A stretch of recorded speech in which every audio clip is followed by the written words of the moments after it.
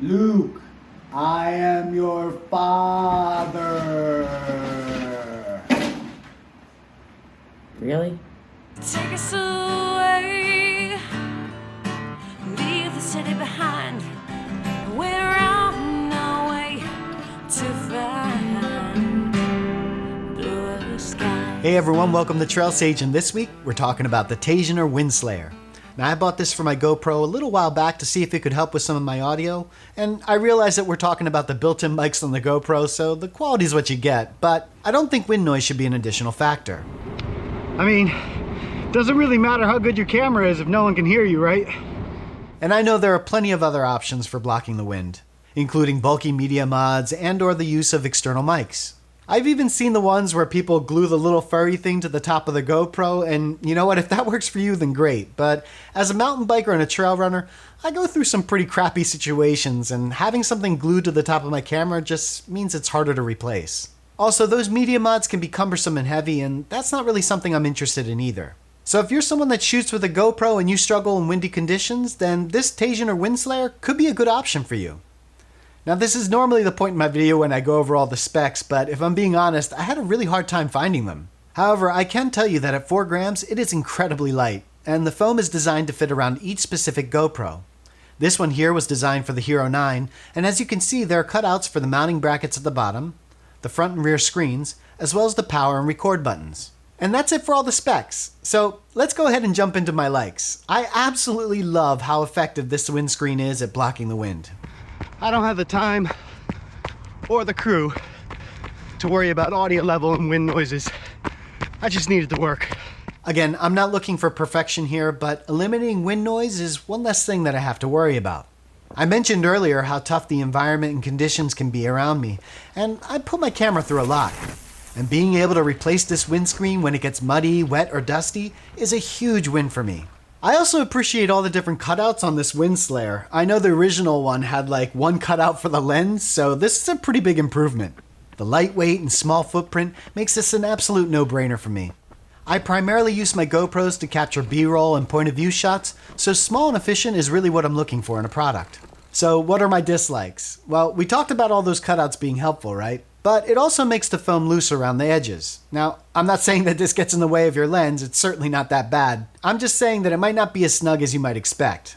Now, as long as we're talking about the cutouts, there is one big cutout that they're missing, and that's the one for the battery door. This means in order to gain access to that door to charge or download your shots, you have to remove that foam case completely. Regarding testing, I found the Windslayer to be very effective when talking straight into the camera, utilizing that large front-facing mic. However, when relying on the top mic for POV style videos where the camera is facing out, then any wind noise above 12 miles an hour would slightly distort my audio.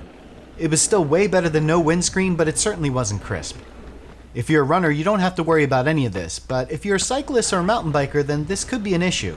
Finally, I just want to be super clear here, you're not going to magically get production quality sound. In fact, if the GoPro is what you rely on to get most of your audio, then you actually might benefit more from that media mod and running some wireless lapel mics.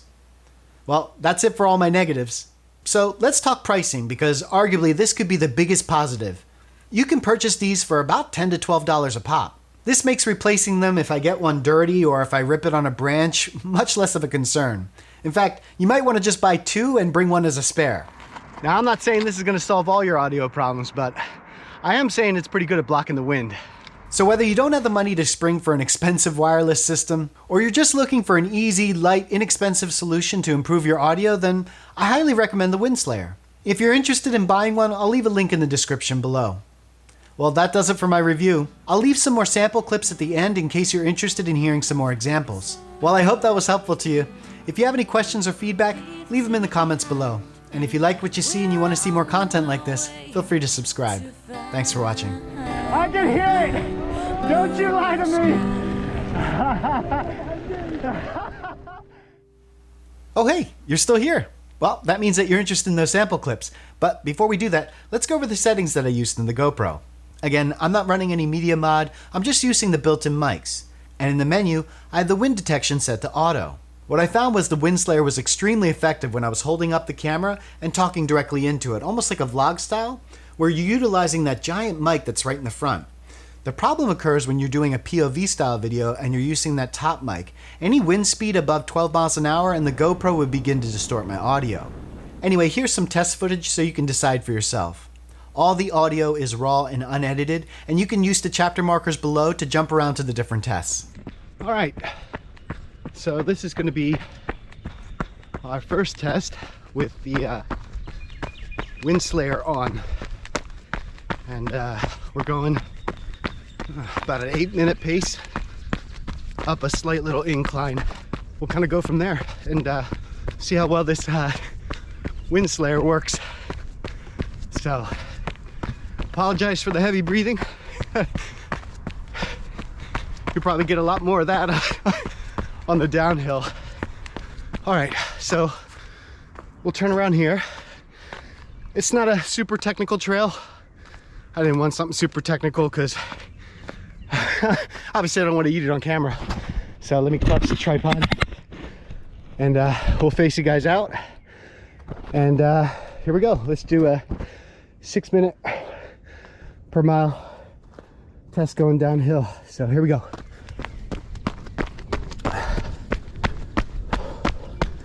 So the GoPro is facing out and Mike should be picking me up from the top.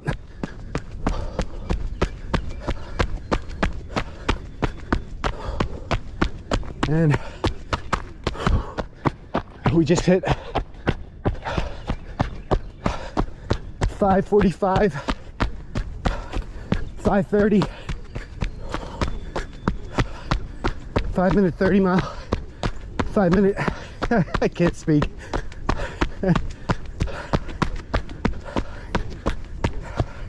Okay, that was a 5:20 per mile an hour. So I don't know how that equals in terms of miles per hour, but the pace was 5:20, 5-minute. Oh, you know what I'm trying to say. All right, give me a second to catch my breath, and then we'll redo the same exercise without the Windslayer. So, okay, stay tuned. So now I have the Windslayer off, and so we're running the built-in mics on the GoPro. So the GoPro is completely naked. We're gonna do the same exercise. We're gonna go, watch is on. We're gonna go up this little climb. Again, not a seriously big climb.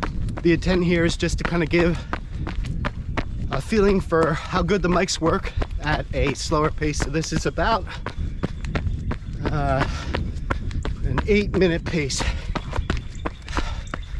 All right, it's kind of at the top here, so same thing. I'm gonna collapse the tripod. We'll run down this. I'm gonna try and repeat the same minutes pace on the watch. This is the little bit of a downhill here.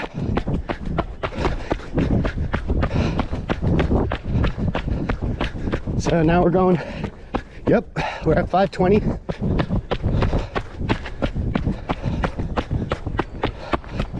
Not sure how well you can hear my voice. Excuse me, my voice. I don't know if my audio is coming in garbled.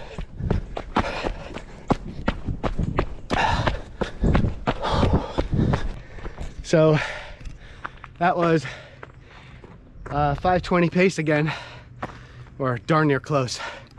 And we'll see how the audio sounds. Okay, thanks. So we are testing the GoPro with the Windslayer on.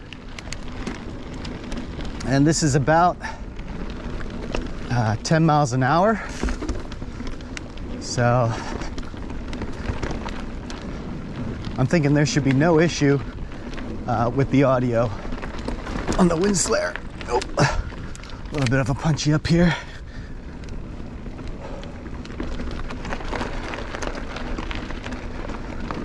So at these speeds, like I said, I don't foresee there being an issue. Let's pick it up here and see if my audio is still coming through okay. Now we're going about 20 miles an hour, so I'll be curious to see if the audio still sounds clean. All right. This is test number 2, and now we have the GoPro completely naked and exposed. So we're using the built-in mics on the GoPro. Again, we're going about 10 miles an hour. I'm not sure how the audio is going to sound or what the wind's going to sound like. Oh, a little bit of punchy up here. All right, we're going to make this turn, and then we're going to speed this thing up to about 20 miles an hour. And curious to see what my audio sounds like, what the wind sounds like compared to the Windslayer. All right, this is a test with the Windslayer on a very not windy day on the Lehigh Gap. You can see there's tons of fog out here, so you really can't see the view below, but like I said, it's going to be hard to see if the Windslayer is actually making a difference because we're hardly getting any wind. You probably hear the highway below. We're about 1,000 feet up, but yeah.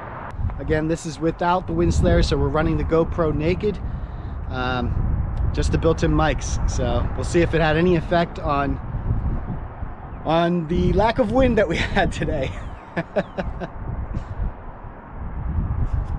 All right, we're on an indoor setting right now. I have a fan blowing directly at the GoPro. I do have the Windslayer on, and this is a test to see how well the Windslayer is working against the fan. So hopefully you can hear my voice without any issue, and then we'll run this test without the Windslayer and see how it does. All right, we're running that test back again. I have the fan blowing directly at the GoPro now. The GoPro is naked, there is no Windslayer, so this is what it would be like if there was wind hitting directly at that mic. So let's see if it distorts my audio. All right.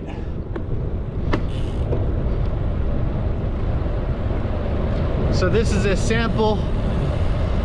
This is a sample of the Taisioner Windslayer. We're going about 22 miles an hour. There is a pretty good wind out here. So, all right, so this is the Windslayer working at about 30 miles an hour. Again, I'm sitting in a kind of upright position here, so this isn't normally how I'd ride at 30 miles an hour, but should give you an idea about how effective the Windslayer is at this kind of speed. You should be getting wind from all directions right now, from the front, the back, and the sides. And like I said, it's pretty windy right now. Now we're about maybe 35 miles an hour. So I'd be pretty amazed if you could hear my voice at these speeds. I could barely hear myself.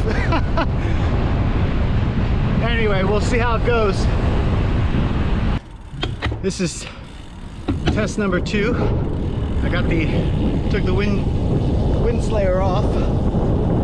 So we're gonna roll down. This is about 20 miles an hour.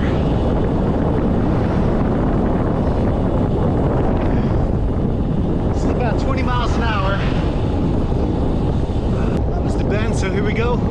Get this thing up to about 30 miles an hour.